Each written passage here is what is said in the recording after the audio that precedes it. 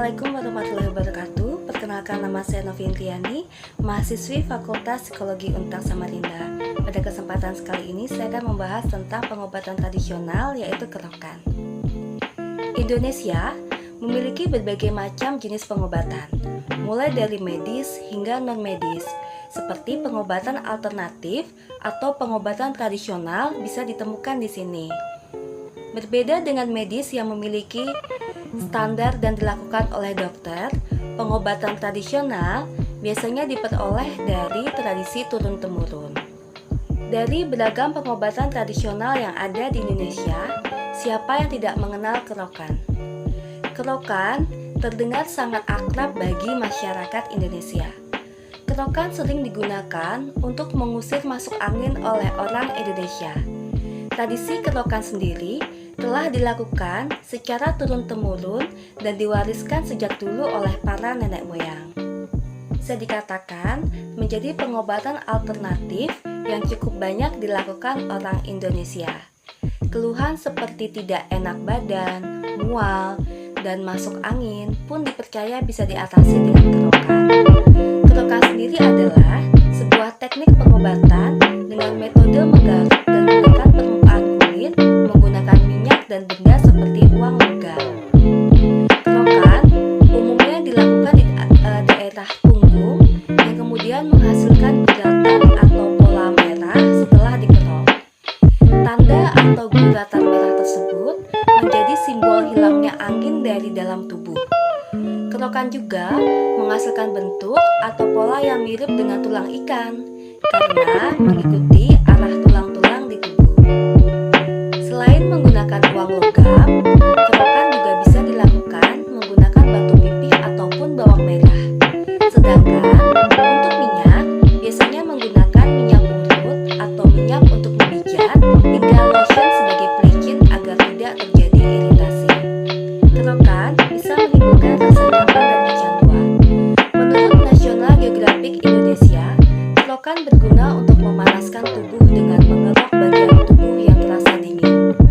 Kulit yang telah digosok akan terbuka dan meninggalkan tanda dan guratan merah karena pembuluh darahnya rusak.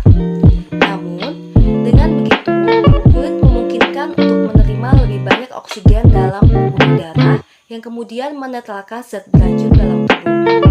Sebenarnya, kerokan bukan cara yang efektif untuk meningkatkan panas tubuh, tetapi rasa nyaman dan lega sesudah kerokan membuat orang ketagihan kerokan. Menurut National Geographic Indonesia, kerokan berguna untuk memanaskan tubuh dengan mengerok bagian tubuh yang terasa dingin. Kulit yang telah digosok akan terbuka dan meninggalkan tanda dan guratan merah karena pembuluh darahnya rusak.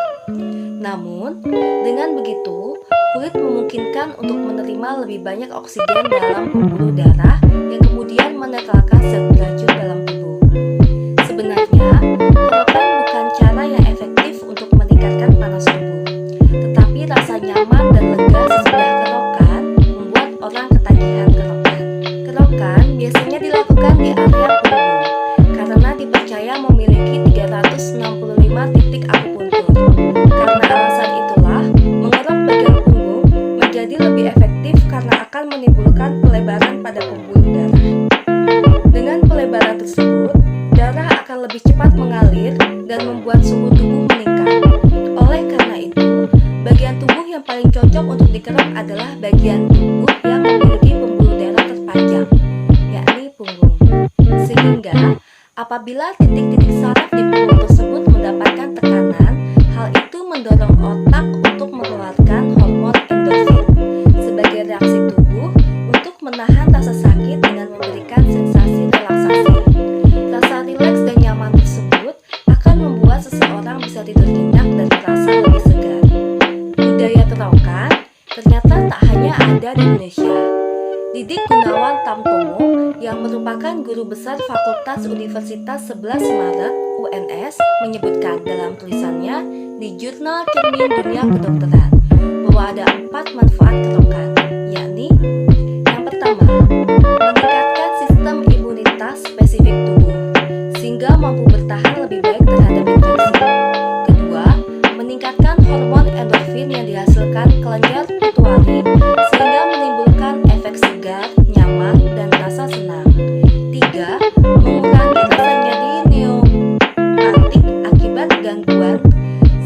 dan nyeri visceral yang terjadi dalam organ tubuh. Dan yang keempat, meningkatkan efek regenerasi sel dan menurunkan efek berlebih seperti cedera tambahan. Namun, meski kerokan memiliki sejumlah efek positif, sebaiknya kerokan tidak dijadikan kebutuhan primer karena bisa mengakibatkan pembuluh darah kecil dan halus menjadi pecah. Menurut Mulyadi, selaku dokter di klinik Medison, gaya kerokan sendiri ternyata tak hanya populer di Indonesia. Di berbagai negara, terutama di Asia, pengobatan seperti kerokan dapat dijumpai dengan nama-nama yang berbeda. Di Vietnam, teknik kerokan ini dikenal dengan nama Chow Gyo. Di Kamboja bernama Goh Yo, dan masyarakat Tiongkok menyebutnya Gua Sha. Teknik pengobatan ini dipercaya berasal dari Tiongkok sekitar abad ke-5 dan ke-7 yang kemudian menyebar ke negara lain termasuk Indonesia.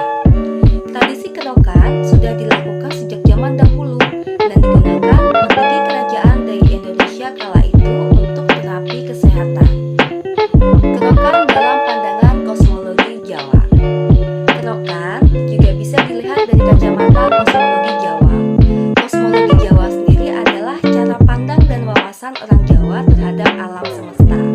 Menurut staf pengajar Universitas Gadjah Mada Ati Trinatnawati dalam tulisannya berjudul Masuk Angin dalam Konteks Kosmologi Jawa, pada masa lalu, para raja dan pujangga telah menggolongkannya sebagai 30 penyakit. Dipaparkan artik lewat tulisannya, masuk angin menjadi salah satu penyakit yang biasa diidap banyak orang di tanah Jawa. Dalam perspektif kosmologi Jawa, masuk angin dianggap sebagai personifikasi ketidakseimbangan antara hal yang ada di dalam tubuh dengan lingkungan sekitar. Ketidakseimbangan tersebut berdampak pada fungsi tubuh, terutama gangguan peredaran darah yang tidak lancar dan menyebabkan gejala panas dan dingin di tubuh, perut kembung, serta pegal lindung. Masuk angin menjadi bagian tak terpisahkan dari kosmologi Jawa mengenai keseimbangan hubungan manusia,